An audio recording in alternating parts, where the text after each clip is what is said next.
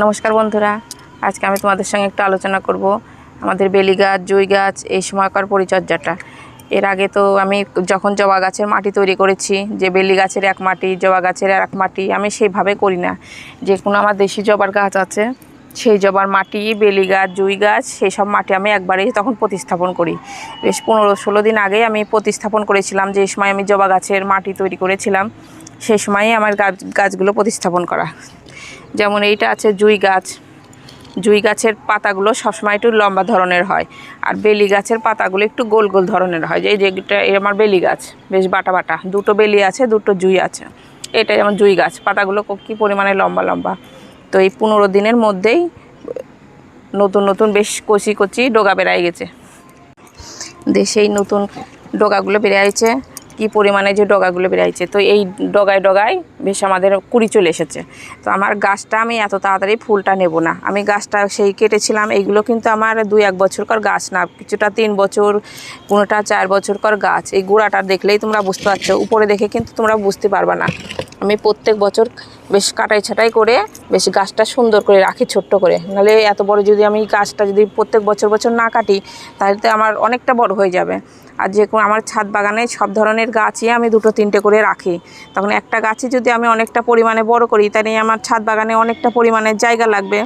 তার জন্যই প্রত্যেক বছর বছর যখন আমি শিকড় কাটি, সেই সময়তে আমি বেশ ডালগুলো বেশ ছোট্ট করে একবারে কেটে দিই। এই যে তোমরা দেখলেই বুঝতে পারছো, এইখান থেকে আমি কেটে দিয়েছিলাম। কেটে যেভাবে জবা গাছের কাটি সেইভাবেই করে সেম পদ্ধতিতে কেটেছিলাম। তো কাটার পরে যে তোমরা দেখলে বুঝতে পারছো কী পরিমাণে কড়ি চলে এসছে। তো এই কড়িগুলো আমি এখন নেব না। নেব কেমন করে, আর কিছুদিন পরে আমি ফুলটা নেব, তাহলে আমার গাছটা সুন্দর একটা ঝোপালো শেপ হয়ে যাবে। তো তোমরা যারা নতুন বাগানি আছো, এই সময় ডগাগুলো একটু কেটে দিও। কাটা মানে পিঞ্চিং, তোমরা নখ দিয়েও কাটতে পারো, আবার এই ধরনের একটা যে কোনো কাঁচি দিয়ে এইভাবে করে কেটে দিতে পারো। আবার নখ দিয়েও এইভাবে করে ভেঙে দিলে কিন্তু কি সুন্দর এই যে ওর ডগাগুলো ভাঙা পড়ে যাচ্ছে, কাটা হয়ে যাচ্ছে।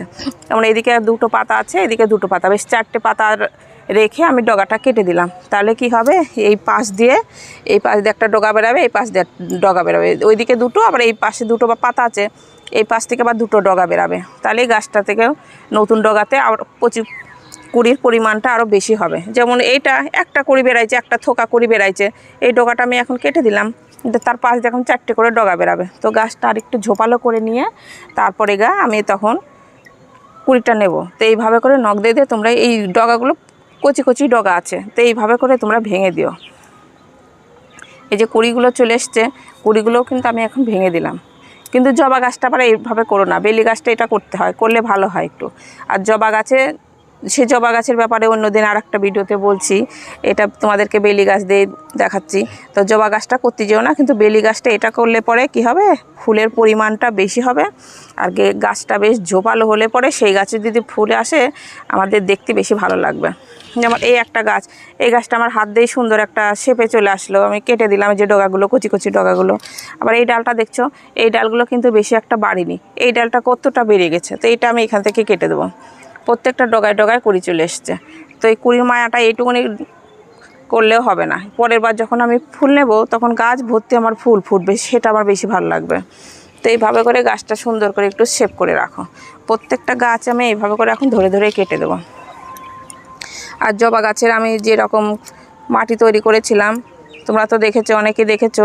তো সেইভাবে করে আমি মাটি তৈরি করেছি, সার মাটি দিয়ে, গোবর সার দিয়ে মাটি তৈরি করেছি। তো তোমরা যারা পুরনো তোমাদের গাছ আছে, ভাবছো যে আমার গাছগুলো তো নতুন ডগা বেরিয়ে গেছে, তো তোমরা এখনও কাটোনি। যারা তোমরা এখনও কাটোনি, তো এই সময়ও কেটে দাও ধরে। শিকড়গুলো একটু রুটবল সহকারে বের করে নিয়ে সেই গাছটাকে কি করো, 2 দিন জল না দিলেই পুরো টপ থেকে তোমাদের খুব সহজেই বেরাই যাবে। তো যারা জানো তো তারা তো জানোই, আর যারা জানো না তাদেরকে আমি বলছি, টপ থেকে পুরোটা বের করে নিয়ে শিকড়টা বেশ সুন্দর করে একটু ধারের কাটার কিছু দিয়ে, হেসে না হলে দাও, যেটা দিয়ে তোমরা কাটো, তবে কাটাটা একটু ধারের জিনিস দিয়ে কাটাই ভালো। শিকড়গুলো এমনভাবে কাটবা যেন একটু এক চান্সে যেন কেটে যায়। তো সেইভাবে করে শিকড়টা কেটে তারপরে যে নতুন পুরনো গাছটা আছে, সেই ডালগুলো একটু ধরে তোমরা যে শেপে রাখতে চাও।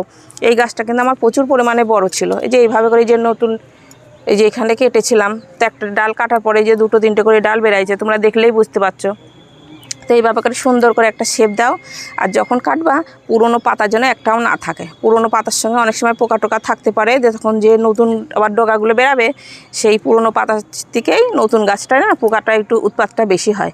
তো যখন গাছগুলো তোমরা কাটবা, আমি জবা গাছও কিন্তু সেইভাবেই কেটেছি। যখন ডালগুলো কেটেছি পুরো গাছটা পুরো পরিষ্কার করে কেটে দিয়েছি। কেটে দেওয়ার পরে এইগুলো সব আবার কচি কচি নতুন সব ডালগুলো বেরিয়েছে। তো মাটির ব্যাপারই তো বলছিলাম, মাটি অর্ধেকটা গোবর সার। সে তোমরা জবা গাছের ভিডিওটা দেখলেই তো বুঝতে পারবা যে কি দিয়ে আমি মাটি তৈরি করেছি। তো ওইভাবে করেই তোমরা শিকড় আর ডালগুলো একবারেই তোমরা কেটে দাও। কেটে দিয়ে তারপরে সেইটাতে একটু নতুন ওই টপটাতেই হয়তো একটু বিরাস্টার দিয়ে ঘষে টষে নিয়ে ওইটাতেই প্রতিস্থাপন করে দাও। তাহলে আমাদের সারা গরমকাল জুড়েই ভরপুর ফুল থাকবে। আর তোমাদের ভালো গাছ করতে গেলে একটা পোকা মারার জন্য যে কোনো দুটো রাখলে ভালো হয়। একটাই সবসময়তে দিলে কিন্তু বেশি হয় না। আমাদের বেলি গাছটাতে একটু বেশি পোকা লাগে। তবে তোমরা যদি গাছটা সবসময় একটু জল টল দিয়ে স্প্রে করে ধুয়ে দিতে পারো, তবে মাঝে সাঝে যদি একটু তোমরা ঠান্ডা জল দিয়েও গাছগুলো ধুয়ে দিতে পারো, ঠান্ডা জলে খুব একটা পোকামাকড় হয় না। তো আমি পোকার ওষুধটা খুব কম ব্যবহার করি। তো যারা অনেকে আছো ব্যস্ততার মধ্যেও তোমরা ছাদ বাগান করো, তারা একটু সবসময় গাছগুলো ধুয়ে দেওয়া একটু অসুবিধা হয়ে যায়। তো তারা দুটো একটা পোকার ওষুধ রাখতে পারো। একটাতে ওষুধ দিলে কিন্তু সবসময়তেই কাজ করবে না। যে কোনো দুটো পোকার ওষুধ তোমরা রেখো। দুটোর সঙ্গে একটা সুপার সোনাটা, না হলে হয়তো একটা কাকা ওষুধ, এগুলো তোমরা রাখতে পারো। কনফিডা আছে, অনেক ধরনের পোকার ওষুধ আছে, হাজারটা রকমের পোকার ওষুধ আছে। যে কোনো 2 রকমের পোকার ওষুধ তোমরা রাখতে পারো। এক সপ্তাহ হয়তো এটা দিলা, তার 15 দিন পরে যখন আবার দিলা যে এটা দিয়েছে তার সেটা না দিয়ে আরেকটা অন্যটা দিলা। এক ওষুধই তোমরা যদি সবসময় ব্যবহার করো, সেইটা না ঠিক ভালো কাজ করে না পোকাতে। তো দুটো ঘুরিয়ে ফিরিয়ে দুটো ওষুধ রাখতে পারো। আর এই সময় তো সার মাটিতে আমি এই গাছটাতে অনেক প্রতিস্থাপন করার পরে সেই নতুন মাটিতে অনেক ধরনের সারটা দিয়ে গাছটা প্রতিস্থাপন করেছিলাম।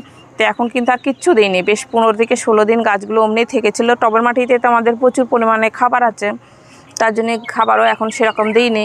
কিন্তু তারপরে এখন 15-16 দিন তো হয়ে গেছে, এই সময়তে একটু পাতলা করে একটু সর্ষের খোল, বেশ তোমরা যদি সপ্তাহে একদিন করে পাতলা করে একটু সর্ষের খোলটা যদি দিতে থাকো, তাহলে গাছগুলো খুব তাড়াতাড়ি আবার বাড়বে। তো যখন দেখবা যে গাছটা সুন্দর একটা ঝোপালো শেপ হয়ে গেছে, তো যে সময় দেখবা যে খুব গাছটা সুন্দর ঝোপালো হয়ে যাচ্ছে, তখন সর্ষের খোলটা তোমরা পুরোটাই বন্ধ করে দিবা।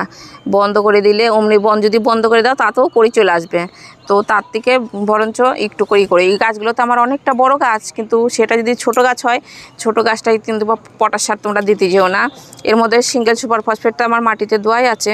শুধু লাল পটাশটা একটু তোমরা জলে গুলিয়ে যেদিনকে দিবা তার আগের দিনকে একটু জলের মধ্যে গুলিয়ে রাখবা। হয়তো 1 মগ জল লাগবে, 1 চামচা মতন লাল পটাশ নিয়ে জলের মধ্যে একটু গুলিয়ে রাখবা। সেই জলটা তখন গাছের গোড়াতে তোমরা যদি দিয়ে দিতে পারো, তখন কি হবে, ফুলের পরিমাণটা বেশি আসবে। তখন গাছ ভর্তি ভরপুর কলি চলে আসবে তোমাদেরকে। সেইটা তখন গাছ ভর্তি ফুল যেটা হয় সেটা। আর ছোট চারা যদি তোমরা নিয়ে আসো, তার পটাশ সারটা দিও না। ওর গাছটা যত বাড়ছে বাড়ুক, অল্প পরিমাণে ফুল পেলেও তোমাদের সেটা ভালো হবে। আর ছোট গাছে যদি তোমরা পটাশ দাও, গাছটা কিন্তু সুন্দর হয়ে বাড়বে না। আগে গাছটা তোমরা বাড়িয়ে নাও, তারপরে তো গাছ ভর্তি ফুল তো তোমাদের পরে পাবাই। তো এইভাবে করে প্রতিস্থাপন করো।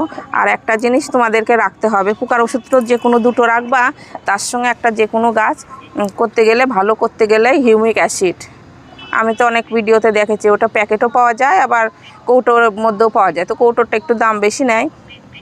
তোমরা হিউমিক অ্যাসিডটাও একটু রাখতে পারো। টবের মাটিতে আমাদের অনেক গাছে কি করে, অনেক বাগানই আছে, ভরপুর খাবার দেয়, কিন্তু গাছটা জোরালো ভাব হয় না, ফুলটা আসে না। কিন্তু হিউমিক অ্যাসিডটা যদি তোমরা দিয়ে দিতে পারো, টবের মধ্যে যে কোনো খাবার থাকে, গাছটা কী করবে, তাড়াতাড়ি গ্রহণ করতে পারবে। গ্রহণ করে তখন গাছটা সুন্দর একটা ফুল টুল হয়ে ভর্তি হয়ে যায়। গাছের টবের মাটিতে যত রকমের খাবার থাকে, গাছটা তখন নিতে পারে।